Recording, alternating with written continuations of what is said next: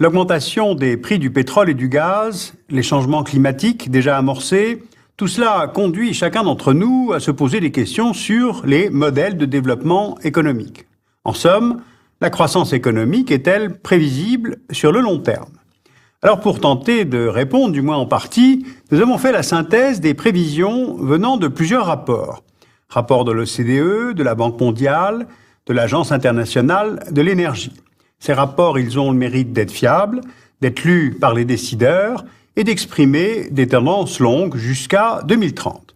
Eh bien, vous allez sans doute être surpris des résultats. D'abord, qu'en est-il de la croissance à long terme? Sur ce planisphère, nous faisons figurer les taux de croissance moyens annuels pour les 25 prochaines années, pour les principaux États ou régions du monde.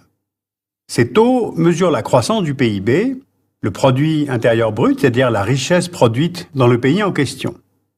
Eh bien, cette croissance est en moyenne de 3 à 4% par an sur cette période de 25 ans, et souvent 6% dans la zone Asie. La tendance générale est nettement à la hausse. Elle s'appuie sur la globalisation des échanges commerciaux et des investissements entre les États et les zones d'intégration régionale. Ces rapports économiques nous indiquent qu'on est là face à une tendance lourde et que les performances des économies chinoises, indiennes, indonésiennes, malaises et même celles d'autres pays d'Asie du Sud-Est vont provoquer une longue période de croissance mondiale, plus longue que celle entraînée par l'économie américaine après 1945. Cette croissance n'est pas seulement fondée sur la production de produits manufacturés, mais sur des économies de plus en plus diversifiées. L'Inde a des ingénieurs qui ont une excellente réputation, tout comme d'ailleurs la Chine. Cette croissance particulièrement marquée en Asie est liée à la fois au dynamisme économique de la région et à son dynamisme démographique. Justement, maintenant, nous allons nous pencher sur la démographie mondiale. En 2006, la Chine et l'Inde cumulent à elles seules un tiers de la population mondiale. Et cette tendance se confirme pour les 25 ans qui viennent. En 2030, 4 des 5 pays les plus peuplés au monde sont en Asie. L'Inde avec 1,4 milliard habitants, la Chine avec 1,3 milliard, l'Indonésie avec 270 millions d'habitants, le Pakistan 260 millions. Les États-Unis seront 3e population mondiale à cette date, avec seulement 360 millions d'habitants, soit loin derrière les 2 grandes puissances démographiques asiatiques. Donc l'Asie cumule et une forte progression du PIB et une forte progression de la démographie. Cela a des conséquences directes sur la demande énergétique, donc regardons maintenant les répartitions mondiales de la consommation d'énergie. En 2003, les pays de l'OCDE consomment plus de la moitié de l'énergie produite dans le monde, et les pays d'Asie n'en consomment qu'un 1/5. Mais en 2030, selon les projections, l'augmentation de la demande en énergie viendra avant tout des pays d'Asie. Cette région représentera alors un tiers de la consommation énergétique mondiale. Maintenant, si par prudence on recoupe ces données, on constate que la croissance énergétique prévue se trouve confirmée par les prévisions faites par l'Agence internationale de l'énergie. Dans les 30 dernières années, entre 1970 et 2000, on a eu une croissance de la demande énergétique de 48%. Mais pour les 30 prochaines années, donc de la période actuelle jusqu'à 2030, la demande énergétique augmente de 52%, selon les calculs de l'Agence internationale de l'énergie. Mais les évaluations peuvent diverger. L'augmentation pourrait être de 71% selon le département américain de l'énergie. Donc question, comment le monde va-t-il répondre à une telle demande? Avec quoi? Par quelles énergies? Regardez ce graphique. À gauche, les sources d'énergie consommées à l'échelle mondiale entre 1970 et 2000. À droite, la tendance projetée jusqu'à 2030. Et si on lit ce tableau en commençant par le bas, on voit que la part du nucléaire civil augmente légèrement, les énergies renouvelables, dont l'hydroélectricité, augmentent un peu, mais leur part reste très modeste. En revanche, charbon, pétrole, gaz continuent en 2030 de fournir 80% de la consommation mondiale d'énergie.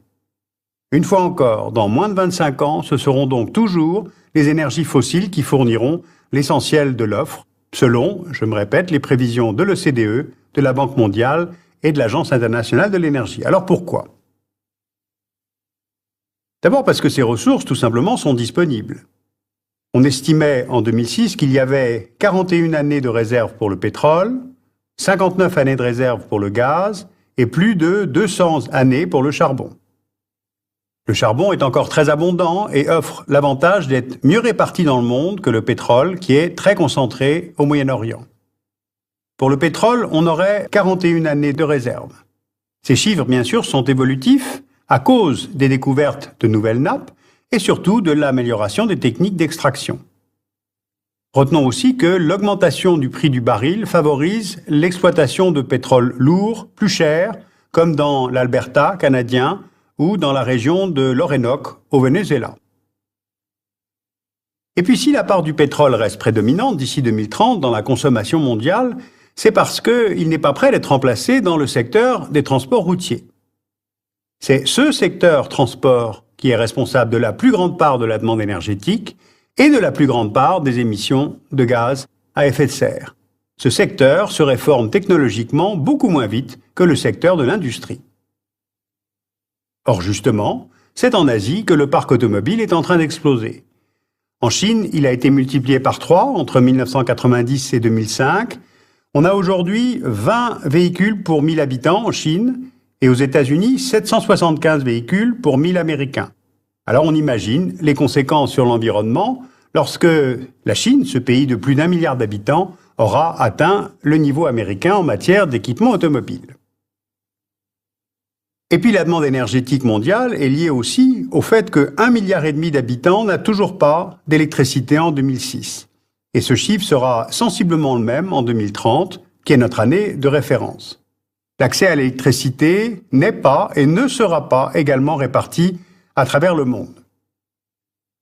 En résumé, la planète et ses habitants auront donc besoin de plus en plus d'énergie. Selon l'Agence internationale de l'énergie, une centrale électrique est mise en service chaque semaine en Chine et c'est au charbon qu'elle fonctionne parce que cette énergie produit aujourd'hui 40% de l'électricité mondiale et cela explique que la consommation de charbon ne cesse pas d'augmenter dans le monde et elle devrait tripler d'ici 2050.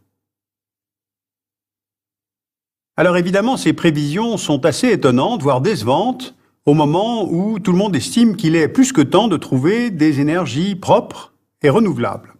Alors, si on résume ces projections pour 2030, la croissance se maintient. Rien, à l'échelle humaine, ne permet d'anticiper une rupture telle qu'une crise financière comme celle de 29, une guerre mondiale ou une menace majeure, le terrorisme n'étant pas une menace majeure. Ensuite, charbon, pétrole, gaz continuent d'être les principales sources d'énergie, avec donc poursuite de l'augmentation des émissions de CO2 et de la pollution de l'air. Il y a bien des énergies renouvelables, mais elles sont plus coûteuses à produire, elles ont une plus faible productivité et sont donc plus chères pour l'investisseur comme pour le consommateur. Dès lors, comment exiger des pays émergents qu'ils suivent un mode de développement écologique, alors même que celui-ci est plus coûteux? C'est là tout le paradoxe entre développement et développement durable. En tout cas, pour les pays riches comme les nôtres, il y a des modes de vie liés aux habitudes de transport et aux habitudes de confort qu'il faut faire sérieusement évoluer. Mais ça, c'est une vérité qui dérange. 2030, cela semble très loin, mais en même temps, ce n'est jamais qu'une seule génération. Alors, si ces rapports ne proposent après tout que des projections économiques, je vais compléter cette vision en vous parlant dans un prochain numéro des variables. Le facteur prix, le facteur climat, le facteur géopolitique, c'est-à-dire le facteur humain.